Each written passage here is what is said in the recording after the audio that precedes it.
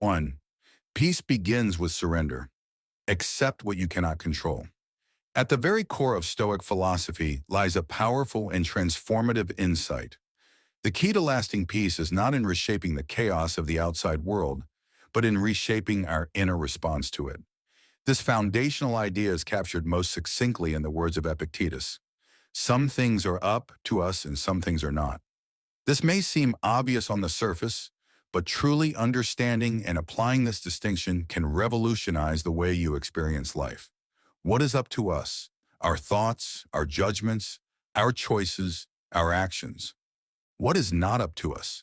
Everything else, other people's opinions, natural disasters, aging, politics, market fluctuations, accidents, and even the outcomes of our best efforts. Yet it is precisely in forgetting this distinction that so much of our suffering arises. We agonize over outcomes we can't control. We try to manage other people's emotions. We obsess over whether we're liked, whether we'll be successful, whether everything will go as planned. And when life inevitably veers off course, as it always does, we react with frustration, fear, or despair.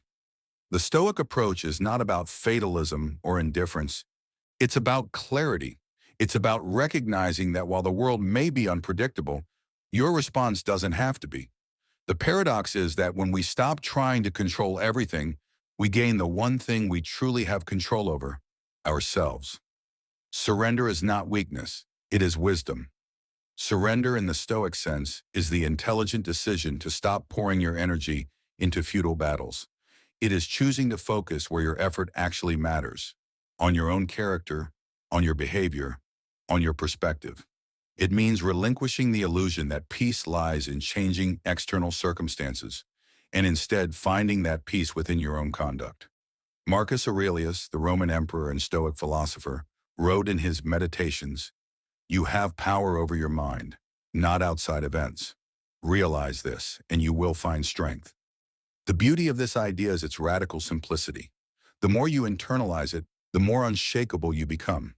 You begin to see setbacks not as personal failures, but as neutral facts. You learn to approach uncertainty with calm rather than fear. You no longer see people's reactions as verdicts on your worth, but simply as reflections of their own mind. Importantly, Stoicism does not mean passivity. The Stoics were not doormats. They were leaders, generals, writers, and thinkers. But their strength came not from controlling others or dominating circumstances. It came from mastering themselves. To live stoically is to wake up each day and ask, what is in my control today? Then, what is not? How can I act with integrity regardless of the outcome? This mindset shifts your attention from a scattered anxiety about everything to a focused determination about what actually matters. You stop trying to bend the world to your will and start bending your will to meet the world as it is. That is true power. And from that power, peace naturally arises. 2. Expect misfortune. Train for reality, not comfort. In a world increasingly obsessed with comfort, convenience, and safety, Stoicism stands as a bracing counterpoint. The Stoics didn't pursue ease, they pursued strength. Not the kind of strength found in dominance or bravado, but the quiet, steady kind that comes from knowing you can withstand life's inevitable hardships. Seneca, one of Rome's most eloquent Stoic philosophers, advised the practice of premeditatio malorum, the premeditation of evils. He urged his readers to take time regularly to imagine the worst-case scenarios, losing everything, being exiled, falling ill, even dying. Not because he was morbid, but because he understood this truth. What you prepare for cannot destroy you. When we don't anticipate misfortune, it hits us harder. We are shocked, disoriented, and emotionally thrown. But when we have trained our minds to expect life's unpredictability, we become like seasoned sailors who don't panic when the storm comes. They already know where the sails are. This training is not negative.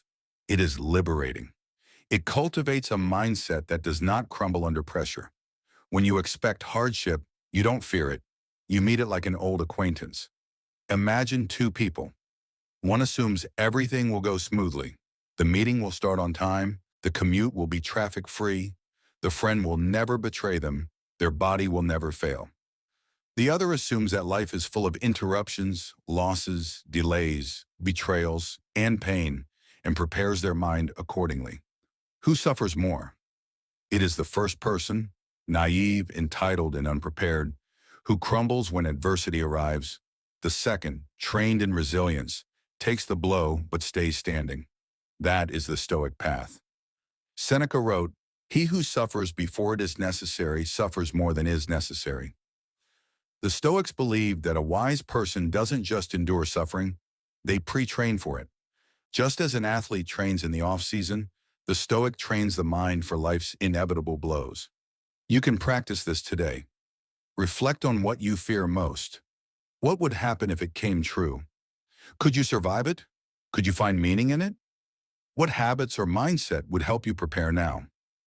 You might also voluntarily expose yourself to discomfort, what the Stoics called voluntary hardship. This could be fasting occasionally to remind yourself that hunger is tolerable, sleeping on the floor to loosen the grip of luxury, practicing going without your phone, hot water, or other comforts, not out of self-punishment, but out of discipline. These practices are not about suffering for suffering's sake. They are about reminding yourself that you are stronger than you think, and that peace does not come from avoiding difficulty, but from facing it with courage. Marcus Aurelius reminds us, if you are distressed by anything external, the pain is not due to the thing itself, but to your estimate of it, and this you have the power to revoke at any moment. By learning to expect misfortune, and by preparing your mind to meet it, you do not become bitter or cynical. You become grounded. Your peace is no longer fragile. It does not depend on sunny skies or cooperative people. It arises from within, from a deep familiarity with the truth that nothing in life is guaranteed, and yet everything can be endured. So expect delays, expect losses, expect heartbreak, betrayal, fatigue, and failure. But also expect that you will endure them, that you will adapt, rise, and grow. Because that too is part of life. And the Stoic meets life, not with complaint, but with calm readiness. 3. Emotion is a choice. Pain is inevitable. Suffering is optional. Pain is a fact of life. It comes in many forms: loss, injury, betrayal, rejection, aging. No one escapes it. The Stoics acknowledge this reality without illusion, but they made an essential distinction. Pain is inevitable, but suffering is largely optional. To the Stoic mind, suffering arises not from the events themselves, but from our interpretation of them. It's not the insult that hurts us, it's the meaning we assign to it. It's not the failed plan that devastates us, it's our belief that it shouldn't have happened. This separation between external events and internal response is where Stoicism reveals its quiet power. As Epictetus said, it's not what happens to you, but how you react to it that matters. Stoics were not emotional suppressors. They were emotional masters. They understood that emotions like anger, fear, envy, and sadness arise naturally in human life. But they also knew that indulging or becoming dominated by these emotions was a choice. You may feel fear when you face an uncertain outcome. That is human. But whether you let that fear dictate your actions, that is up to you. You may feel a flash of anger when someone insults you. But whether you lash out in return, that is a decision. This doesn't mean we become robotic. It means we become responsible for our emotional lives. It means recognizing that while we cannot stop emotions from arising, we can shape the narrative that fuels them. Marcus Aurelius, the Stoic emperor who dealt with war, plague, and betrayal, wrote in Meditations, "You have power over your mind, not outside events. Realize this, and you will find strength." To apply this principle in daily life is to ask, what story am I telling myself about this situation? Is it helpful? Is it true? Is it within my control? For example, you lose your job. The automatic narrative might be, I'm a failure. My life is ruined. But the Stoic response is, this is an external event. I still control my effort, my response, and my values. What can I do next with courage and clarity? A friend betrays you. The knee-jerk thought is, I can never trust anyone again. The Stoic thinks, human beings are flawed. I cannot control their actions, but I can control how I carry myself. I will act justly, regardless of how others behave. The Stoics also taught that our emotions are tied to our values. If we value status, we will be emotionally shaken when our reputation is challenged. If we value control, we will suffer endlessly in an unpredictable world. But if we value virtue, wisdom, justice, courage, and temperance, we build emotional resilience. By changing what we value, we change how we feel. That is real freedom. Importantly, Stoicism does not promote apathy. Stoics loved, mourned, worked hard, and felt joy. But they sought to ensure that their reason governed their emotion, not the other way around. The goal isn't to stop feeling. The goal is to stop being enslaved by your feelings. And this discipline brings peace. Not the peace of numbness, but the peace of clarity, of knowing that whatever happens outside of you, you still retain the one power no one can take: your judgment, your choices, your reason. 4. Death is the key to living fully. Memento mori. Memento mori, Latin for remember you must die, is perhaps the most jarring and beautiful phrase in Stoic philosophy. It is not morbid. It is not meant to provoke fear or despair. It is meant to wake you up. To remember that you will die is to remember that your time is not only limited, it is vanishing. Every day, every hour, every breath is one less. The clock is ticking, and the Stoics believe that only a fool lives as though they have forever. Marcus Aurelius, the most powerful man in the world at the time, reminded himself, you could leave life right now. Let that determine what you do, say, and think. The Stoics meditated on death, not to become depressed, but to sharpen their focus on what matters. When you understand, truly understand, that death is certain and unpredictable, your perspective shifts radically. You stop wasting time on petty arguments. You stop procrastinating on the work that matters. You stop living for someday and start living for today. Seneca wrote, let us prepare our minds as if we had come to the very end of life. Let us postpone nothing. Let us balance life's books each day. The one who puts the finishing touches on their life each day is never short of time. This is not a call to panic or hedonism. It's a call to urgency and presence. Most people live like they're immortal. They defer dreams, withhold forgiveness, stay trapped in meaningless routines, all because they assume there will be time. But what if there won't? Death is the great equalizer. It doesn't care about your status, your plans, your attachments. It will come for all of us, soon or sooner than we think. And rather than ignoring this truth, the Stoics embraced it. Because in that embrace, life becomes radiant. Imagine living as though every conversation with a loved one might be the last. Every sunrise might be your final one. Every word you speak could be your final expression of who you are. Would you be more honest, more loving, more courageous? That's the gift of memento mori. It burns away illusion. It strips life down to what actually matters. You begin to live not in fear of death, but in alignment with life. You realize that moments are precious and the trivial fades away. Der memento mori teaches, don't delay reconciliation. Don't withhold love. Don't wait to create, to speak truth, or to become the person you're capable of being. Because the future is not promised, but the present is yours, right now, bringing it all together. The Stoic way. To live like a Stoic is to live with discipline, clarity, and deep presence. It is to remember, you do not control everything, but you do control yourself. Pain is a fact, but suffering is a response. Emotions will arise, but they do not have to rule you. Death is coming, but that is what makes this moment so vivid, so sacred. You don't have to be perfect. The Stoics weren't. They faltered, doubted, struggled. But they returned again and again to these truths. They built a life not on ease but on excellence. And so can you.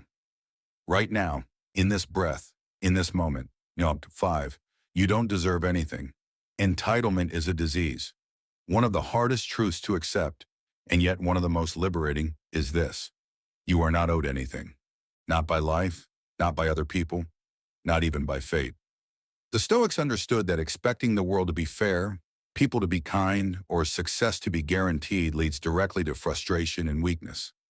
Life unfolds according to its own nature, not according to your personal scripts. Nature is indifferent to your hopes, your plans, your dreams. The weather doesn't care if you've planned a wedding. The market doesn't care how hard you worked. People often don't care how loyal you've been. And that's not cruelty, it's reality. Don't seek for everything to happen as you wish it would, said Epictetus, but rather wish that everything happens as it actually will. Then your life will flow well. Entitlement, in the Stoic view, is not just unrealistic, it's corrosive. It poisons the soul. It convinces you that you're a victim when things don't go your way. It tells you that love, recognition, fairness, or success should come to you simply because you've done your part. But nature makes no such promises. The Stoic doesn't waste energy on should. They don't say, I should have gotten that promotion. They say, I did my duty. The outcome was never mine to control. They don't say, I deserve to be treated better. They say, I can't control others, but I can control how I carry myself. This doesn't mean accepting injustice or mediocrity. It means rejecting the idea that life owes you victory just because you showed up. The Stoic doesn't act for reward, they act from virtue. They show up, give their best, and then release their grip on the result. Entitlement breeds dependency, waiting for others to validate or reward you. Frustration, feeling cheated when expectations aren't met. Bitterness, interpreting setbacks as personal attacks. But when you drop entitlement, what takes its place? Responsibility, effort, resilience. The Stoic recognizes that they don't deserve success. They must earn it. They don't deserve comfort. They must build the strength to withstand discomfort. They don't deserve respect. They must live in a way that commands it. And even then, they release the need to be acknowledged, because their peace comes from within. This mindset is not cynical. It's powerful. It teaches you to act from principle, not ego. Focus on effort, not outcome. Seek strength, not sympathy. Seneca reminded us, it is not that we are given a short life, but that we waste a great deal of it. Wasting life in resentment, waiting for what we think we deserve, is the real tragedy. The Stoic lives differently. They meet life as it is, not as they wish it to be. They don't demand comfort. They cultivate the power to endure and excel under any condition. True freedom begins the moment you stop asking, why isn't life giving me more? And start asking, what can I give to life? 6. Silence is strength. Not every battle is worth fighting. We live in an era of endless noise. Everyone has an opinion, a platform, a demand to be heard. Outrage is currency. People argue over everything and listen to almost nothing. In this environment, silence is not weakness. It's rebellion. The Stoics deeply valued restraint. They believed that wisdom speaks seldom, but with weight. They did not rush to offer opinions or react emotionally. They chose stillness over noise, listening over lecturing, patience over provocation.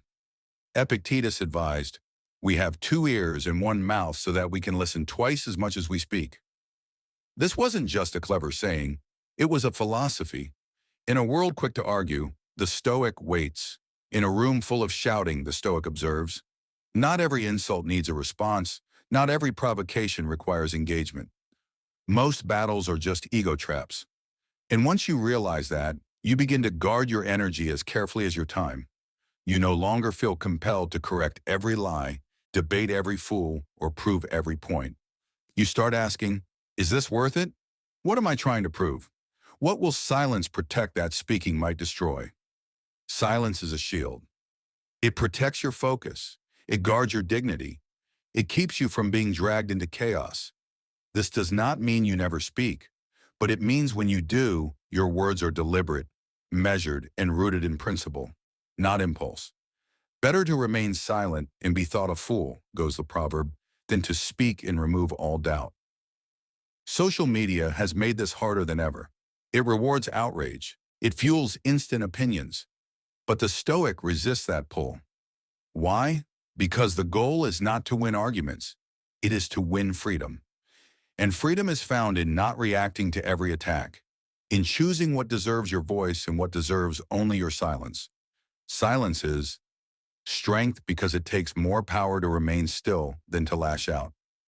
Discipline because you're not ruled by emotion. Presence because you're not distracted by noise.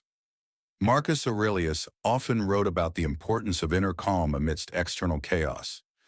Be like the rock that the waves keep crashing over. It stands unmoved, and the raging of the sea falls still around it. That's what silence does. It makes you the rock. While others rage, you remain unshaken. You observe, reflect, and act when it truly matters, not when your pride is provoked. Silence is also a tool of learning. The one who talks endlessly learns nothing, but the one who listens gains insight, perspective, and mastery. The Stoic doesn't fear being misunderstood in the moment. They care more about being understood by life. Together, the Stoic way of less. Both of these principles, rejecting entitlement and embracing silence, point to the same deeper truth. Strength is found in needing less recognition, less praise, less noise, less proving. And in that less you find more freedom, more power, more peace. The modern world tells you to speak up, demand more, assert yourself at all costs. But Stoicism teaches a different path. Speak less, but with meaning. Demand nothing and work for everything. Let go of ego and hold fast to integrity. This is the Stoic rebellion, not in shouting louder, but in needing to shout at all. Not in claiming what you deserve, but in choosing who you become, regardless of what life gives you. So next time you feel the urge to complain, to argue, to explain yourself, ask, what outcome am I chasing? What would a Stoic do here? Am I reacting or responding with wisdom? And when life doesn't give you what you think you earned, remember, the world owes you nothing. But that's okay, because the power to rise, endure, and create something meaningful was never outside you to begin with. Into 7. Discipline over motivation. Do what must be done. Modern culture worships motivation. It chases sparks of inspiration, craves emotional highs, and waits for the perfect mood before acting. But the Stoics knew this was a trap. Motivation is a visitor. Discipline is a resident. Motivation may get you started, but only discipline keeps you going. And the Stoics were not interested in short bursts of progress. They were committed to sustained, virtuous living. If you wish to improve, be content to be thought foolish and stupid. Epictetus. Seneca didn't write his letters only when creativity struck. Marcus Aurelius didn't journal his meditations out of comfort. They did what needed to be done, not because they felt like it, but because it was right. Discipline wasn't drudgery. It was duty. It was integrity in motion. The disciplined person doesn't wake up asking, do I feel like it? They ask, what must be done? Is it time to exercise? Then move the body. Is it time to study? Then focus the mind. Is it time to mend a relationship?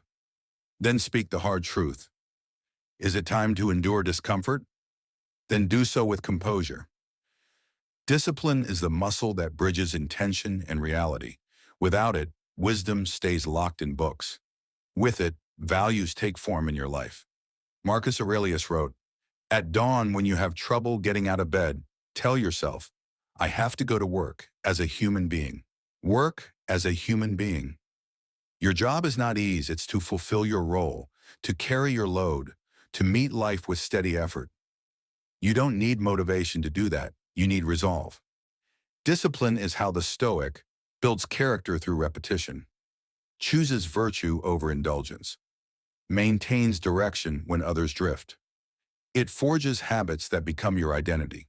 So, while others chase passion and burn out, the Stoic builds a steady, controlled flame that warms even on cold days. They are not held hostage by moods. They act in spite of them. To live by discipline is to live by choice, not by chance. It's to do what's right, not just when it's easy, but especially when it's hard. 8. Live according to nature, align with reason and purpose. At the heart of Stoic philosophy is a deceptively simple command: live according to nature. But what does that mean? It doesn't mean abandoning society or retreating into the wild. It means living in harmony with your highest nature, your rational, moral, social self. It means living with logos, the Stoic word for universal reason, divine intelligence, the order behind all things.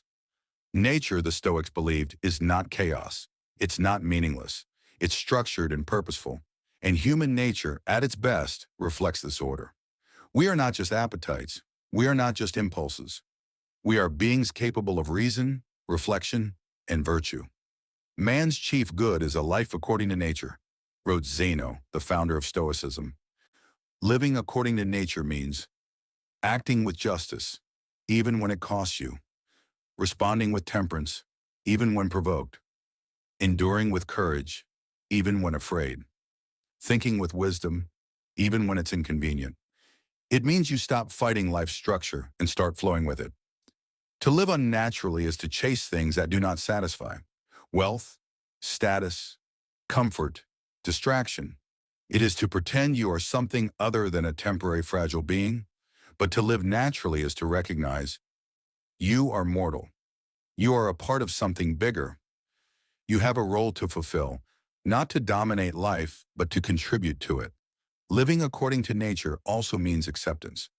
Nature includes pain, loss, failure, death. The Stoic does not resist these realities. They prepare for them. They say, if this is part of the whole, then I will meet it with grace. This mindset transforms suffering into growth. It sees hardship as part of the natural order, not a punishment, but a path. If you live in harmony with nature, you will never be poor, said Seneca. If you live according to what others think, you will never be rich. Nature made you to think clearly, to act justly, to live simply. If you align with that, you won't need constant validation, comparison, or achievement. You'll know your place. You'll know your duty. You'll know peace. So stop asking, what does the world expect of me? What will make people admire me? And start asking, what does nature require of me? What kind of person am I here to become? This is the ultimate Stoic clarity. Conclusion: the Stoic life is a daily practice. Stoicism is not something you know, it's something you do. It is not a set of abstract beliefs. It is a way of life, a practice, a commitment renewed daily, not just in grand moments, but in ordinary choices. Wake up tired? You rise anyway. Face hardship? You endure with courage. Tempted to lash out? You choose restraint. Faced with injustice? You act with integrity. Receive praise? You stay humble. Face death? You meet it with grace. The Stoic life is not glamorous. It is not easy, but it is deeply powerful. It does not promise comfort, but it gives you strength. It does not eliminate chaos, but it helps you navigate it without losing yourself. These 8 principles are not ideas to admire. They are tools to wield. Surrender to what you cannot control. Expect misfortune and train for reality. Master your emotions through reason. Remember death and live urgently. Reject entitlement and choose effort. Choose silence over noise and ego. Build discipline over waiting for motivation. Live in accordance with your nature, rational, moral, purposeful. You do not need a perfect life to start living like a Stoic. You don't need more time, more clarity, or more comfort. You only need willingness. Willingness to let go of what you cannot control. Willingness to show up even when it's hard. Willingness to live by principle, not preference. The Stoic doesn't wait for the world to change. They change their relationship to the world. And in doing so, they find something rare: unshakable peace, enduring strength, a life of quiet greatness. So begin, not with grand declarations, but with small acts of courage. Not someday, today. Not in the pages of a book, but in the minutes of your life. This is the Stoic way.